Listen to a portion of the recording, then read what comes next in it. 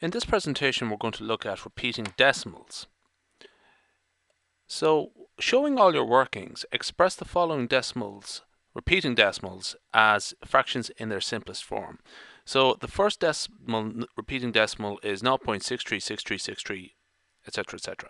So, what happens here is 6 and 3 get repeated indefinitely. Likewise, in the second case, we have 0.12, 0.12, 0.12, and it's a case of 0.12 getting repeated indefinitely. So let's look at the first case. So we have 0.636363 and so on. The first thing we're going to do is actually try multiply that by 10 to see does that give us any sort of way into the question.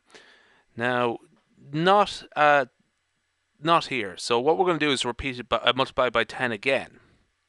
Okay, so this looks a bit more promising. So we have 100x equals 63.636363 and so on. Now, what I want to emphasize here is the fractional part of that number there, 0.636363. That is actually x itself again. So what we have here is essentially 100x equals 63 plus x. So what we're going to do is rearrange that little expression there. What we're going to do is subtract x from both sides of the equation. So 100 minus x is 99x, 63 plus x, and then subtract x from that, we just have 63. What we're left with is 99x equals 63. So we can rearrange this now to get x on its own. X equals 63 divided by 99. What we can do now is simplify that expression there. Let's divide above and below by 3. So we will get 21 divided by 33. So again, we divide the numerator by 3 and the denominator by 3 to get 21 and 33 respectively. We can do the same thing again. Both of these numbers here divide by 3, so we get 7 divided by 11. So 0.6363 and so on is actually equal to 7 divided by 11. So let's look at the second case now, and we're going to call this one y. So we have y equals 0.012, and so on.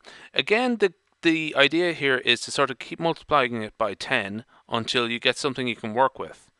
And in the first case, we're going to multiply by 10, and we get 0.1212, but that's not really any use to us. Likewise, what we will do is multiply it by 100. Again, there's nothing here we can sort of work with yet. So when we get to multiply by 1,000, we get 12.012012. And again, this is what we're looking for here actually, the fractional part here. The fractional part here is y on its own is equal to y. So that is actually equal to y there itself. So what we can do again is state that this is equal to 100y or 1000y equals 12 plus y. So subtracting y from both sides, we get 999 times y equal to 12. So re-expressing that, solving for y, re-expressing that, we get y is equal to 12 divided by 999.